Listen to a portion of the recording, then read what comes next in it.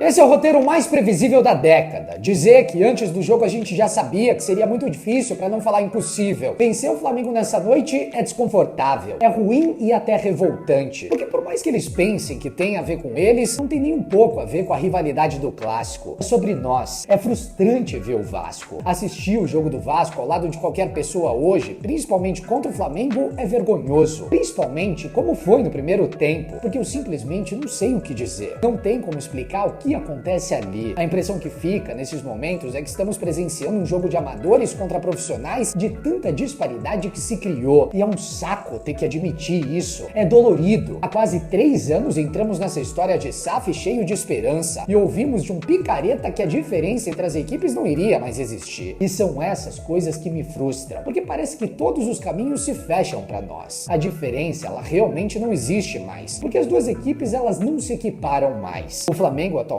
se coloca num lugar onde a gente precisa entrar em campo para sobreviver contra eles, porque é óbvio que sempre contra nós eles irão fazer questão de dar tudo de si, e a intensidade se redobra cada vez mais. O resultado a gente vê em campo. O primeiro tempo dessa noite foi muito pior do que qualquer um dos tempos do 6-1. A diferença é que o calendário e o plantel que eles tiveram à disposição não permitiu que uma nova goleada fosse aplicada, e olha que chances eles tiveram, mesmo sem os finalizadores disponíveis. O Flamengo fez o que quis com o Vasco no primeiro tempo em uma partida que escancara tanta coisa. A primeira delas é não acreditar em uma falta ilusão de que a gente cresceu de rendimento no segundo tempo, porque isso tem muito mais a ver com o adversário deixar do que nós querermos algo. O Vasco não tem intensidade, não tem construção, não tem progressão, e nessa noite o trabalho de Carille me preocupou muito para esse ano, porque deu sinais de que não tem convicção também. O Vasco deu a vida para conseguir pressionar o rival e por muito pouco não conseguiu um gol. O Verratti encontrou uma cabeçada, afinal ele sempre tá lá, não importa o que aconteça. Verratti e Léo Jardim sempre estão lá, e não à toa brigaram no primeiro tempo porque parece que são os únicos que se importam com a derrota em muitos momentos. E esse foi um dos pontos que fez o Vasco jogar no segundo tempo, a falta de passividade dos atletas. Isso fez com que a gente construísse para poder ao menos finalizar, mas bastaram alguns movimentos do adversário para o jogo voltar a se equilibrar, como já aconteceu em diversos outros jogos deles também nessa temporada. Por isso eu digo que não tem muito a ver com nós e sim com eles. Nosso ímpeto na segunda etapa. O Vasco tá espaçado, não conseguimos passar do meio de campo no primeiro tempo. O mapa de calor da primeira etapa é simplesmente vergonhoso. Não pisamos na área do Flamengo, porque não temos saída de bola, não temos uma quebra de linha em nada nessa equipe atual. Para piorar, perdemos o Jair, que eu repito aqui, é insubstituível nesse momento nesse time atual, porque tem saída de bola e raça. Algo que o Hugo Moura variavelmente tem, onde ele foi essencial no último ano para permanecermos na primeira divisão e garantir a vaga na Sul-Americana. Mas não existe Paulinho reserva nessa equipe, apesar de nessa noite ter sido por problemas físicos recentes. Os nossos titulares são os que não tivemos à disposição no último ano, e o campo deixa isso cada vez mais claro nesse estadual. Todos os 3 primeiros gols sofridos pelo Vasco em clássicos nessa temporada teve participação direta do Hugo Moura. Os volantes tiveram muita participação na pressão do Flamengo nessa noite, porque precisamos mesclar esses volantes e não jogar com a dupla que não encaixou em muitos momentos na última temporada. Mas principalmente, ao meu ver, Carille começa a ter culpa também desses problemas. São 40 dias de trabalho, é pouco, mas o Vasco não consegue se comportar em campo. Eu não tô cobrando futebol, porque os atacantes estão chegando apenas agora para ele começar a trabalhar uma ideia de jogo. Mas tudo que ele botou na mesa quando chegou, dizendo que faria, ele não fez absolutamente nada. O Vasco não joga 1% de futebol e é isso que me preocupa para esse momento. Resumindo, não existe análise para fazer porque chegamos no nível onde, infelizmente, não podemos comparar o nosso time com o do rival, porque a disparidade é tanta que a única forma de equilibrarmos é na força de vontade. E quando ela existiu nessa noite, durou 30 minutos. Conseguimos jogar no segundo tempo. Isso é tudo que temos em 40 dias de pré-temporada até aqui. Força de vontade. 30 minutos de ímpeto contra o Flamengo e uma bola na trave. Isso que essa direção bateu tantas vezes na tecla de que o resultado não importava, mas sim o jeito como as partidas aconteciam, né? Agora fica claro que essa era só mais uma frase de efeito que tinha a mesma validade do contrato enviado por e-mail pro Bruma recentemente.